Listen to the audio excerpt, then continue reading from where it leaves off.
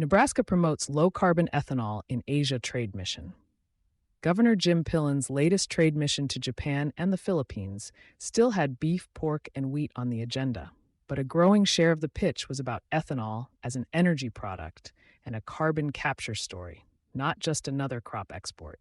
Governor Jim Pillen led a Nebraska trade delegation to Japan and the Philippines in late July, and while agricultural exports remained central to the trip, state leaders spent much of it promoting low-carbon fuels, carbon capture, and ethanol as part of Asia's energy transition. The delegation included farmers, ranchers, and leaders from Nebraska's ethanol industry and met with government officials, energy companies, agricultural importers, and food manufacturers across both stops.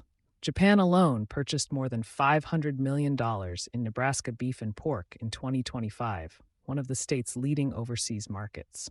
But the mission's energy framing marked a departure from prior trips focused mainly on commodity sales.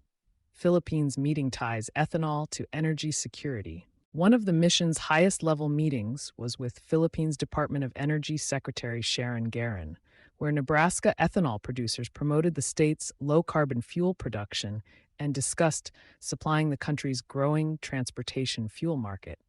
The Philippines currently imports roughly half of its annual ethanol demand and grants tariff-free access to U.S. suppliers, and the country is working to expand its E10 blending mandate toward E20. DJ Ihusin of Chief Ethanol, who joined the delegation, said the carbon captured during production could feed future low-carbon fuel pathways. That's part of a broader move within the industry to compete on life cycle emissions, not price alone. Japan and the Philippines are both expanding ethanol demand. The timing tracks changing fuel policy across Asia. Japan is rolling out a nationwide E10 initiative as part of its decarbonization strategy, while the Philippines already mandates ethanol blending and continues to see transportation fuel demand grow alongside a fast-expanding middle class. Those changes create an opening for exporters that can supply consistent volumes of lower carbon fuel over the long term. Nebraska producers are leaning on reliability, carbon intensity, and production scale to make their case, the same positioning already playing out domestically as states like California expand higher ethanol blend fuel standards. Carbon capture adds a second export argument.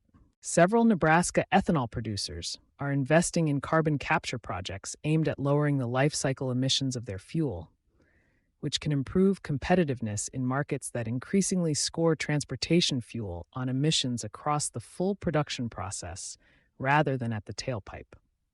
Industry representatives on the trip pointed to captured carbon as a potential feedstock for future low-carbon fuels and industrial applications.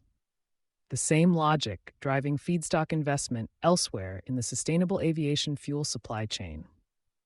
According to the Nebraska Corn Board, more than a third of the corn grown in the state already goes into ethanol production, a share that could grow as byproducts and captured carbon open new revenue streams beyond the traditional commodity market.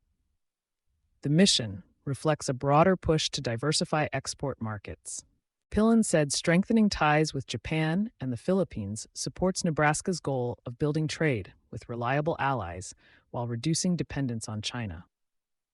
It's the same market diversification instinct behind recent efforts to cut import concentration in other resource-dependent supply chains. Japan remains one of Nebraska's largest agricultural customers, while the Philippines is a growing market for both food and fuel as its economy expands. Cultivating several long-term markets at once can reduce a state's exposure to any single country's trade disputes or demand swings. As more of the Nebraska corn crop becomes an input for fuel, chemicals, and carbon projects instead of a straight commodity sale, that same logic now applies to energy buyers, not just food importers. You've been listening to Sustainability Soundbites by Environment and Energy Leader. For partnership opportunities, please reach out to our team.